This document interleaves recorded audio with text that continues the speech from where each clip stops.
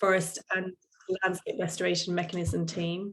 And this is part of one of the last 2 sessions of this current challenge. And this will also be hosting a masterclass on Thursday, the 14th of July, which will be about 2 hours. And that will offer an introduction to landscape finance.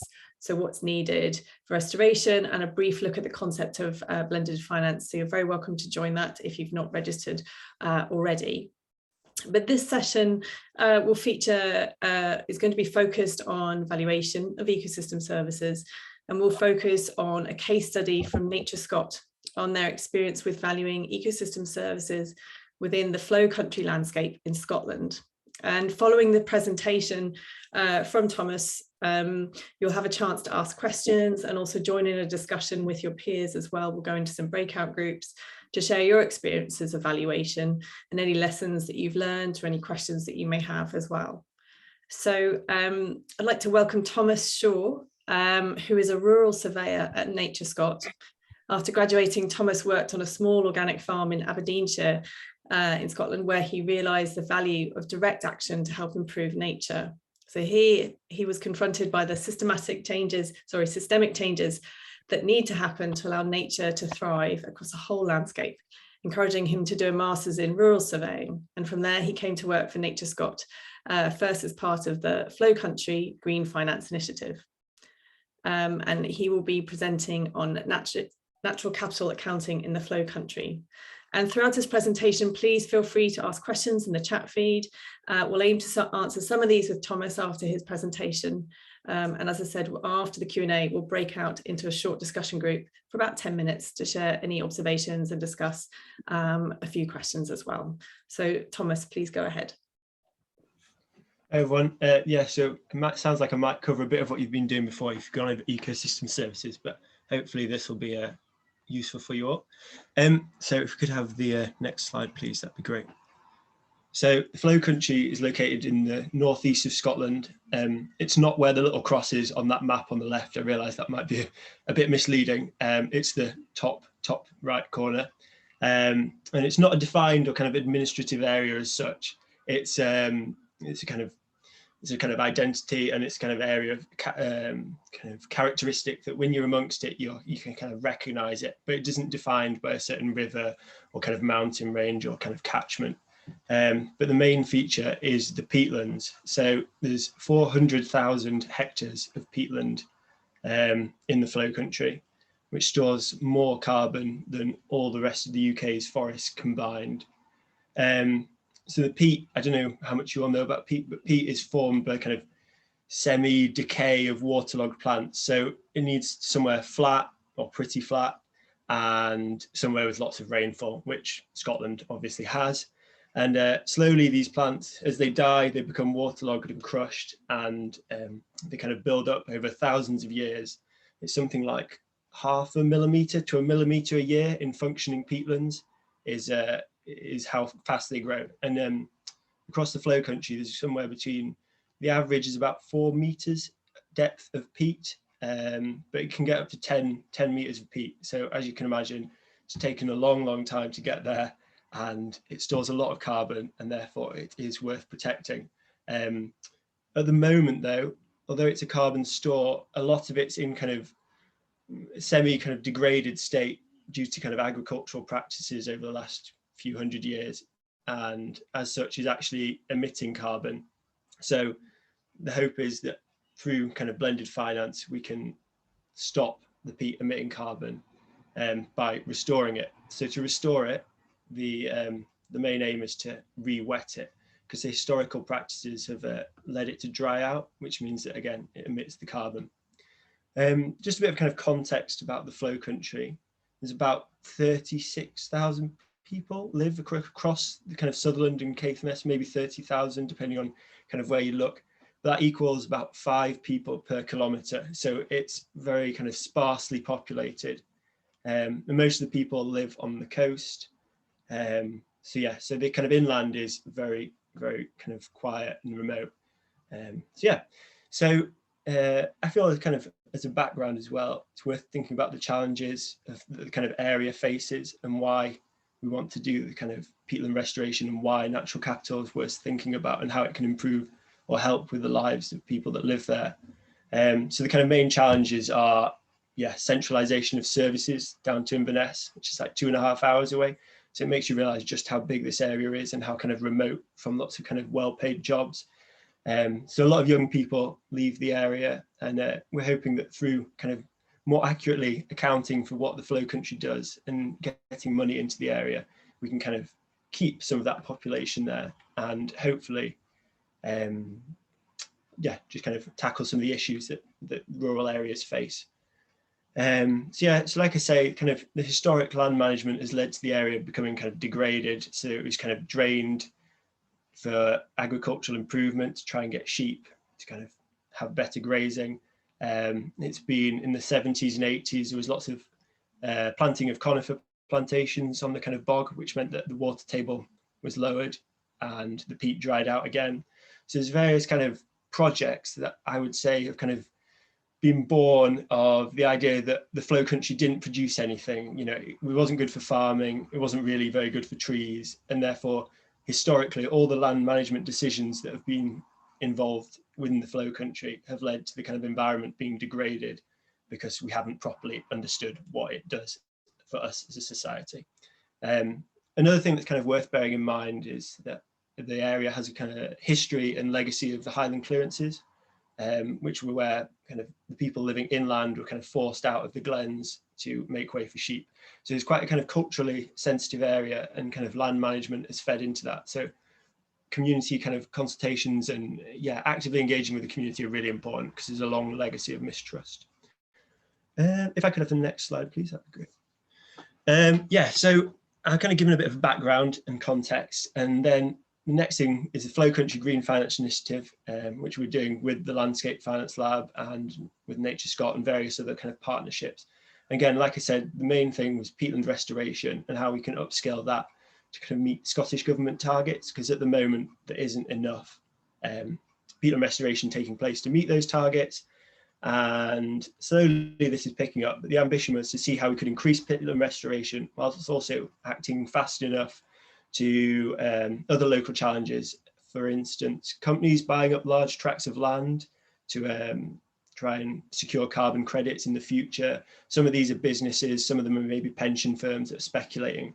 But all these things are kind of creating a kind of environment that further exacerbates the problems that the locals are already facing in the area. So we wanted to move before the kind of other people were doing that. So the aim of the project has been built on the back of a consultation workshop, which came out with the aspiration to restore peatlands while contributing to a thriving sense of place that supports good quality jobs and lives for locals. Currently, the main barrier to that is finance and a lack of people able to do the work. So kind of on the ground, digging and blocking the kind of eroded peatlands to re-wet them. So we're hoping that if we can kind of remove barriers and allow business to hopefully see the kind of longevity of these schemes, that we'll be able to restore the peat and kind of create stable employment in the area. So I know you've already, Disha, mentioned, or sorry, maybe it was Lucy, the blended finance. And it's through this that we're hoping to be able to bridge that gap by allowing investors and the Scottish Government to both put in money so that kind of bigger scale projects are able to take place. And we can do this on a landscape scale, because like I mentioned, the Flow Country has 400,000 hectares of peat, and at the moment, a lot of the schemes are kind of 150 hectares. So we're kind of wanting to do projects on the thousands, and this would allow kind of big investors to put the money in and kind of, do whole areas in one fell swoop, as it were.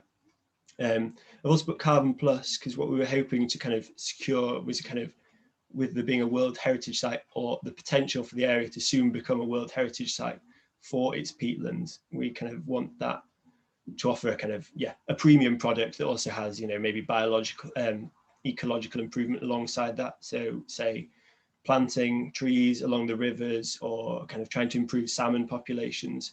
So it wouldn't just be about peatland restoration. Next slide, please. So this is just a bit of a photo of the kind of Ben Hope, which is the most northerly kind of big mountain in Scotland, and kind of marks the western edge of the Flow Country. But as you can see, most of it's pretty flat. which is what allows the peat to form. Next slide. And this is the view, just to give you a bit of an idea of what we're talking about. This is the view looking out in the middle, pretty much, of the flow country. And as you can see, it's miles and miles of waterlogged bog, essentially. And that's slowly decaying and forming this precious kind of carbon source. And along the top, you can actually still see, on the top skyline, sorry, you can still see a conifer plantation that was probably planted in the kind of 60s, 70s or 80s. And that's kind of probably will end up getting cut down as we move away from having trees in the flow country, because they were never there and they don't really belong on the peat. Next slide, please. Yeah, so natural capital accounting. So I guess that's what we're here for. So is the process of calculating the kind of total stocks and flows of natural resources and services in a given ecosystem or region. So in this case, the flow country. Accounting for such goods may occur in a kind of physical or monetary terms, and is a kind of, well, allows you to see kind of whether sustainable kind of development is taking place and goes kind of beyond that traditional GDP type of approach. Ecosystem services are normally divided into 4 categories. So provisional, and these are kind of tangible goods that people can get. So food, wood, food, fiber, I don't know, yeah, fuel, because, yeah. Regulating, these are regulating services that occur in the ecosystem that lead to benefits such as climate regulation, flood management and water filtration, all of which these peatland ecosystems play a part in. The other is, or the next, sorry, is cultural, which obviously is quite kind of hard to put a definition on, but it's the kind of value, impact and kind of health and well-being that kind of people derive from these landscapes. And the final one is supporting. So ecosystems couldn't function without supporting services such as nutrient cycles, soil formation, and habitat provision for biodiversity. So yeah, so that forms the basis for the other 3 services. In terms of natural capital, a kind of broad brush, I would say there's kind of two emerging, or not necessarily emerging, but 2 strands of looking at things. So there's a kind of national level. So for that, we've got in Scotland the National Capital Asset Index, which is a kind of attempt to measure the kind of a baseline level of how the kind of natural capital in Scotland is doing. It's set at 100, which was for the year 2000, I think, but I might be wrong on that. And retrospectively, they've done analysis, and they think 1950 was a kind of peak year. And then the biodiversity and kind of ecosystem services has decreased to about 2012. And then it's kind of plateaued or maybe slightly rising in the last 10 years or so, which is obviously good, but it's quite a blunt measure, and is kind of at NatureScot. It's been done by looking at kind of site conditioning monitoring of protected areas and how good or bad these are. And so it's kind of a blunt instrument, but it gives you a broad overview of how natural capital is working. Is doing, sorry, in Scotland.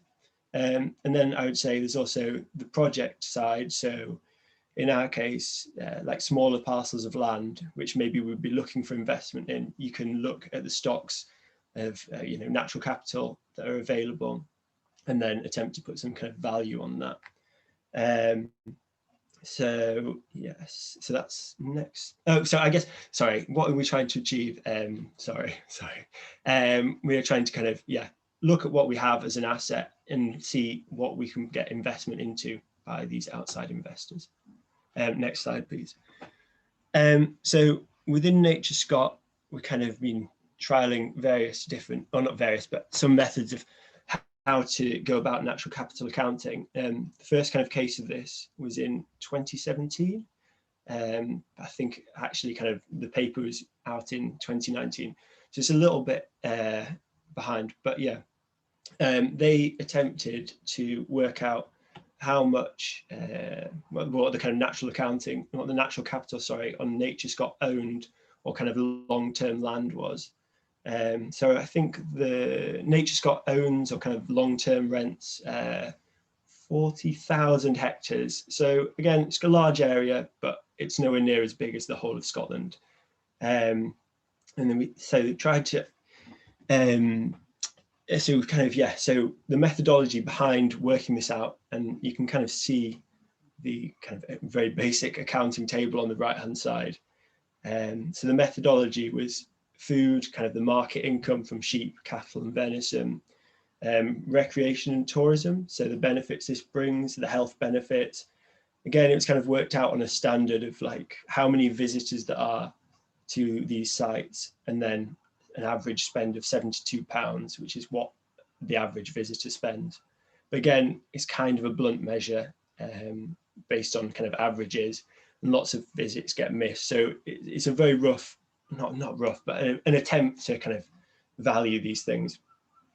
It also includes education and volunteering. So kind of 11,700 educational visits to NatureScot land in 2017.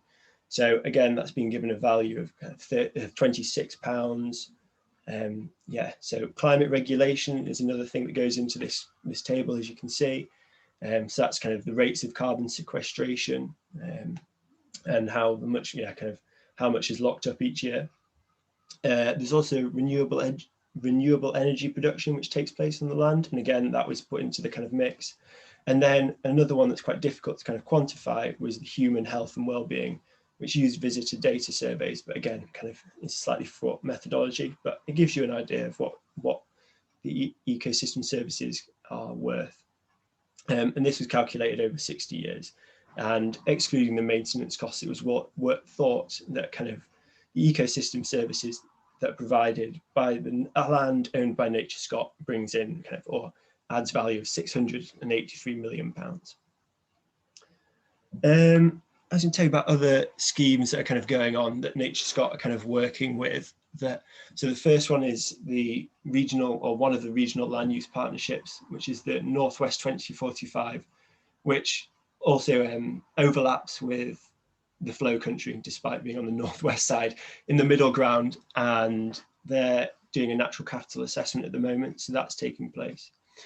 And the other kind of ways that we've tried to kind of, the broader, but we've tried to kind of capture some of the information about the area and think about kind of this kind of circular economy, and isn't hard kind of accounting, is the Scottish Borders area characterisation and a similar kind of area characterisation for the flow country, which doesn't attempt to kind of put a number, but attempts to, or not a monetary value anyway, but attempts to kind of capture all the kind of assets that the area has in terms of peatland, in terms of like other services, so kind of the water filtration from the peatland, the kind of long-term water supplies. So a few years ago it was quite dry in the northeast of Scotland, which is a bit of a rare occurrence, and whiskey production had to stop, which was obviously a calamity for the Scottish. So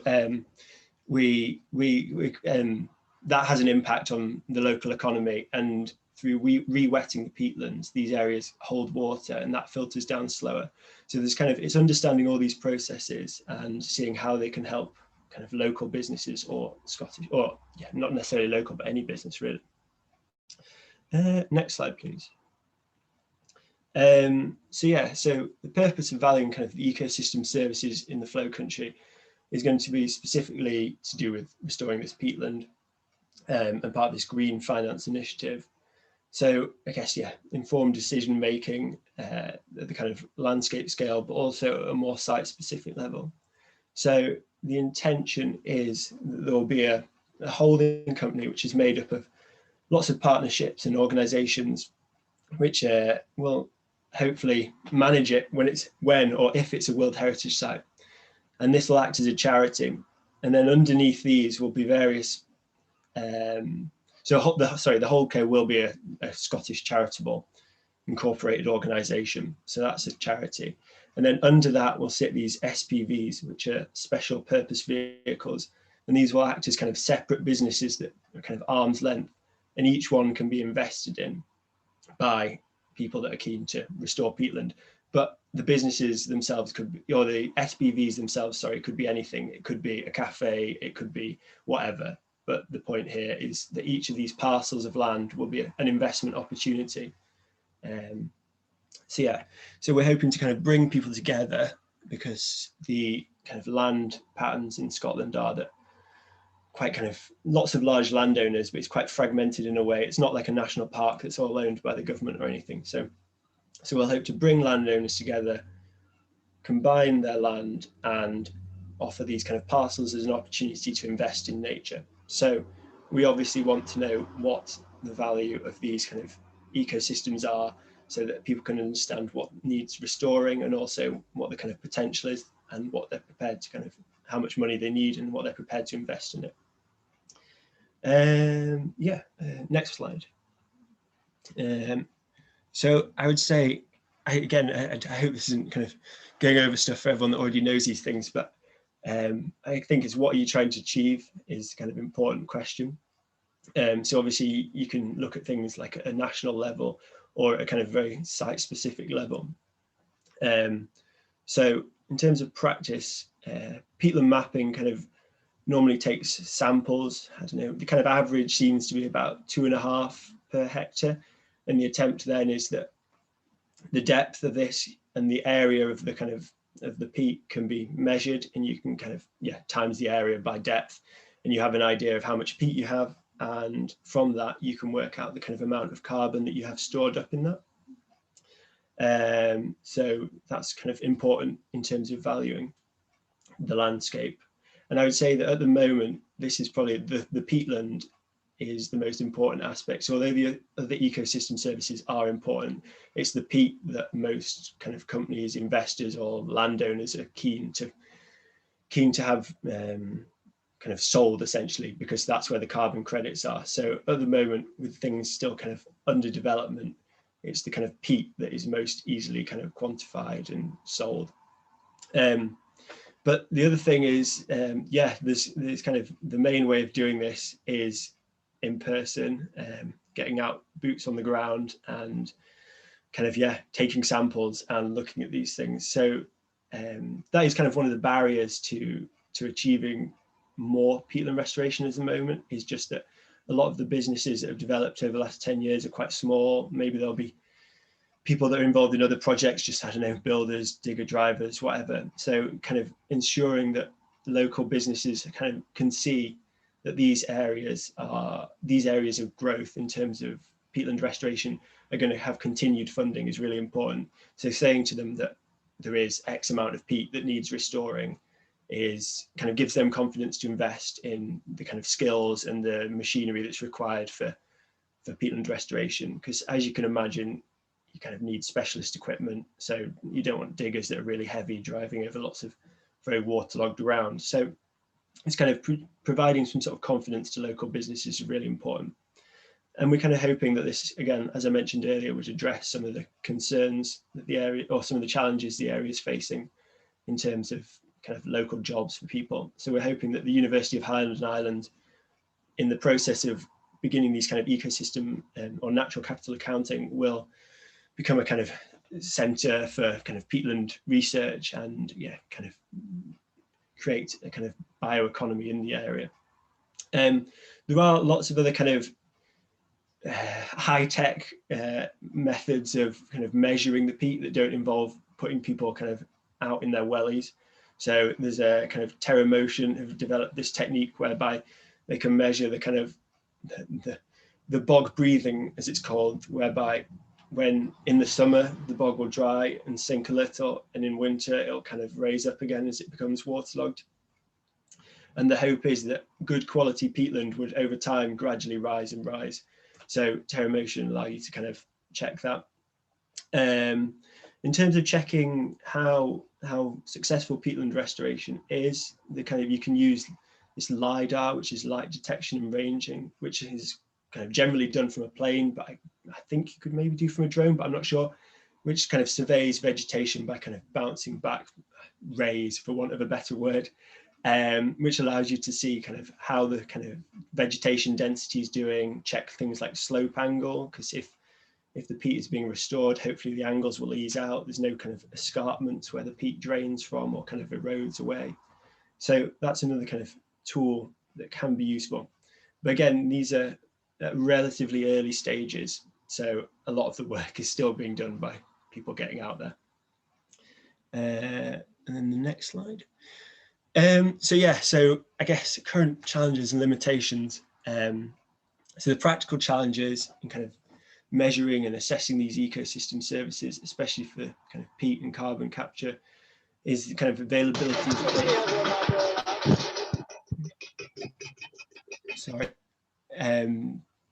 Yeah, so the availability of data, the flow country being very, very wide, flat, and being in the north of Scotland is very windy. So things like kind of drone flying and that kind of thing can be quite hard to find a day when you can do that kind of thing. So again, there's just these kind of little niggles that will be ironed out over time as more and more people want to kind of assess the state of peatlands. As I've mentioned before, just having the kind of suitable people and well-trained people to do the work is something that's a bit of a challenge in the area.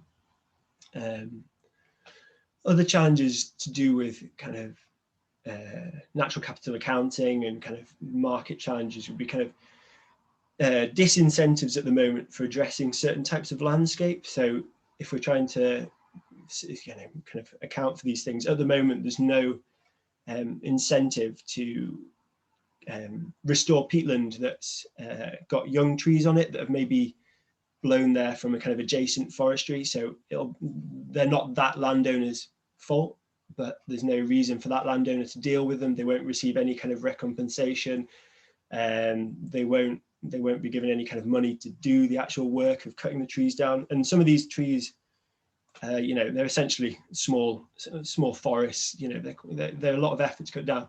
So kind of there's still, the market doesn't allow the best land management decisions to be made. So the more we know about these things and the more we can account for how these things link up and what we should be doing, hopefully we can kind of begin to tackle these things. Another kind of challenge on that front is some landowners are kind of holding out on their kind of restoring peat or kind of having an assessment of these kind of things because they think perhaps in the future they'll get a better price for the carbon if kind of demand increases, or they might think that in the future they'll have to account for the kind of carbon of their business, and they'll be able to use the land they own to offset their business. So that's another reason why some places are kind of a little bit reluctant to get involved in these kind of things. There's also a kind of bit of a wild west of markets, in terms of markets, sorry, with lots of landowners being kind of cold called by agents who are offering to kind of restore their peatland and get them thousands and thousands of pounds, when maybe the reality is a bit less kind of exciting. In terms of methodological challenges, when kind of ecosystems are being valued, it's whether to kind of bundle them, as this diagram shows, and you'll have to excuse it and pretend it's peatland. So the bundle is to offer all the ecosystem services in one kind of package. So all the things that are provided by the peatland would be priced at, you know, whatever the price would be, or whether to kind of stack the individual benefits, which obviously makes it a lot harder to sell because there's various different components, and also kind of drawing all these components out and establishing the value of that is harder. And that's not something I feel particularly confident about talking about, but hopefully you can see that there's a lot of challenges there. It kind of not directly related to natural capital stuff, but I guess the kind of other challenges in the area, the kind of legacy of kind of external meddling from the highland clearances right through to the kind of forestry that's planted there, kind of on in a not very ecologically friendly fashion, and then people have told that that's no good, and there's loads of land use decisions that have been reverted after 30 or 40 years. So convincing people, especially local people, of the value of this kind of natural capital approach and the restoration of peatland isn't necessarily difficult, but it's just something that it needs to be borne in mind when we're kind of working with these people. And also I would say that just transferring this knowledge about ecosystem services and then the natural capital that comes from that, and explaining that to people like farmers or crofters is quite kind of difficult. So explaining that in terms they understand is something that's kind of, without sounding patronizing, is really is really difficult, because they can find it kind of annoying if you're being spoken down to, because it's their land and they know how it is. So just kind of showing them how that can work and how the kind of money will flow through the flow country has been really important. Next slide, please. Yeah, so how has ecosystem valuation supported decision making? So I guess the main thing is it's still quite a kind of emerging area, especially kind of in the flow country. So it kind of hasn't got all the answers, but essentially it gives you an accurate or a more accurate valuation of the ecosystems provided. And like I said at the start, I think that means that the decisions made on the land are kind of no longer based on like the aesthetic ideas or the cultural values we place on things like the flow country, which traditionally were seen as a kind of wasteland because you couldn't grow anything good there and it just wasn't very useful. So now we can begin to start to put a value on the kind of really important services that it does provide. You know, holding more carbon than all the rest of the UK forest is pretty important. So it's really important that we can give that an accurate value and a kind of representation when it comes to making land use decisions.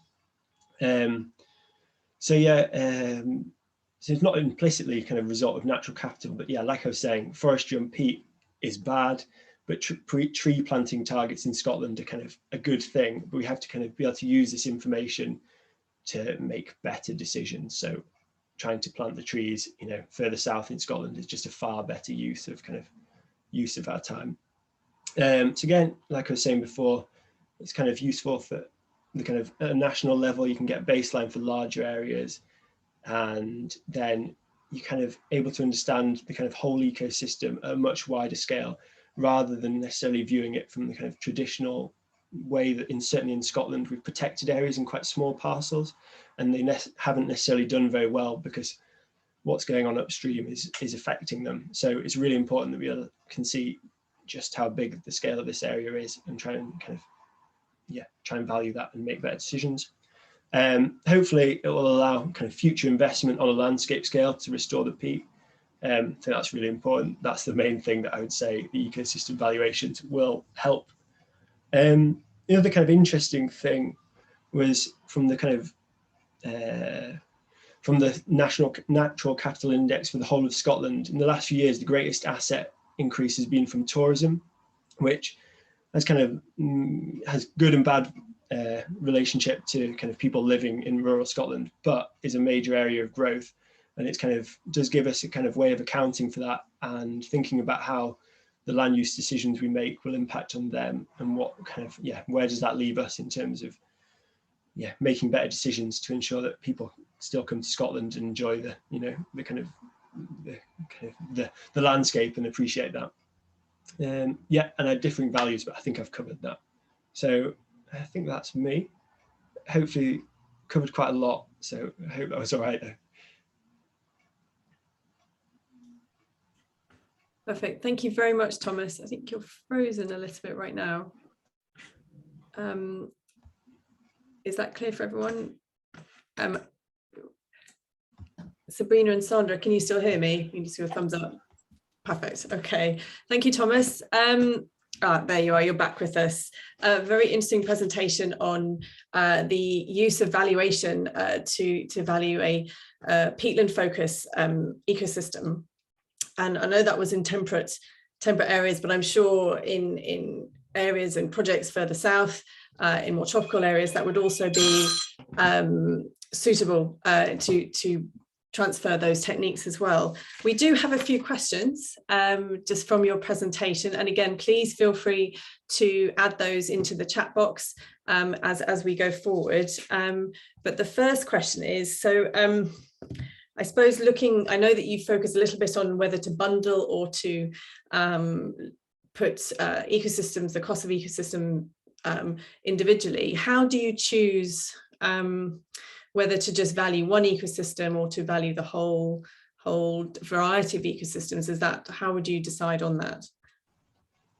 So at the moment, I think just from a kind of commercial sense and our focus being the restoration of these peatlands, the main thing for us is the kind of having it all in one parcel and the benefit. So the peatland restoration is a focus. We sell the kind of carbon credits is probably the most important thing. So the kind of other things, if the people are interested, that's great. But we wouldn't be trying to draw these out because we're trying to do as I keep banging on about, the peatland restoration first and foremost, and then everything else is a kind of nice extra. So yeah, that would normally be how we'd go about it. That's not to say that maybe in the years to come we wouldn't become a bit more nuanced, but just at the moment that's the focus.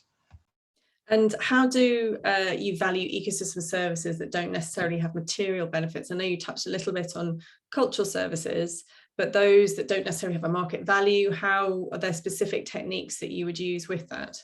Or have you been using specific techniques with that in the flow country? Not in the flow country, I guess. With these kind of things, it's kind of not avoiding the question, but we've tried to make sure that kind of communities are involved in the setting up of the kind of whole project, so that the values are kind of interwoven into the project, as it were. So they aren't given a kind of new, monetary value, but we'd like to think that the communities are actively involved in that, and therefore hopefully the decisions that we make, or the kind of way that we're going about the restoration, and giving them things like community funds, so investment will hopefully have a percentage given to kind of community projects, and having kind of communities involved in the governance of it all means that even though there isn't assigned a value, they are still involved.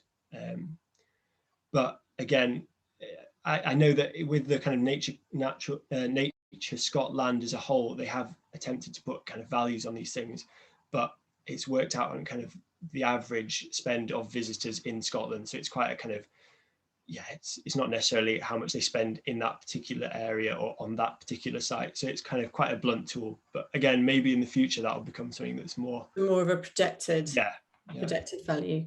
And I suppose there's a link to this next question is how do you then choose your valuation methods? Obviously, it might be determined by the type of ecosystem services you're looking at and type of data available, but how would you choose your valuation method, and how would you choose a method when, say, environmental data is fairly limited for certain ecosystem services?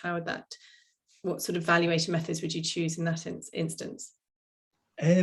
Yeah, again, like I don't want to sound like a story record, but we really have been focusing on the kind of carbon capture of peat.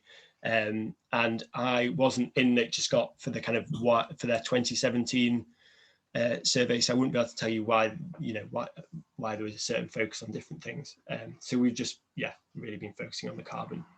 Sorry, that doesn't really answer the question, but yeah.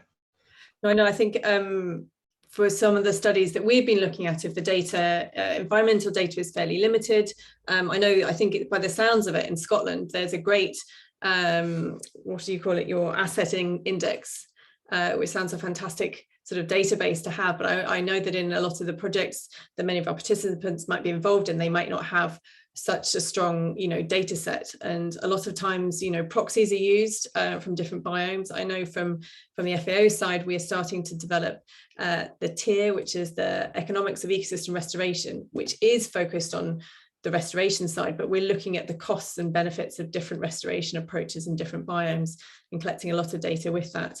But I know that for a lot of valuation methods, there can lack of data can obviously be another barrier. I've got two questions. One that's linked to the carbon element. I know this is sort of varying at the moment, but what currently is the price of a ton of carbon? I actually don't know off the top of my head, but I think it was kind of £23 was something quite reasonable. Does that sound about right? But it does seem to fluctuate a bit. And also we would hope that in the future, we'd be able to kind of offer a kind of package of carbon that would kind of afford a premium price, because we've got communities involved. Hopefully we'll become a World Heritage Site. And, if companies want to, then they can invest in the kind of other ecological kind of or ecosystem services. But again, the kind of main thing is the carbon, and the other things will just be the premium price. And another question as well, what was the time frame on your valuation table? It was set at 1 year, sort of a cost per annum. If so, when you're looking at approaching possible investors, how do you communicate those per annum values, or how do you communicate it on a longer term? Or if, for example, if your project is going to be protecting ecosystem services, how can you show to investors the increased value that your work may have over time? When you're looking for people to finance your work? That's a good question. So yeah, at the moment, I guess, how to show, we've been kind of quantifying what we have and then working on the basis of kind of the cost of restoration and the cost of these things.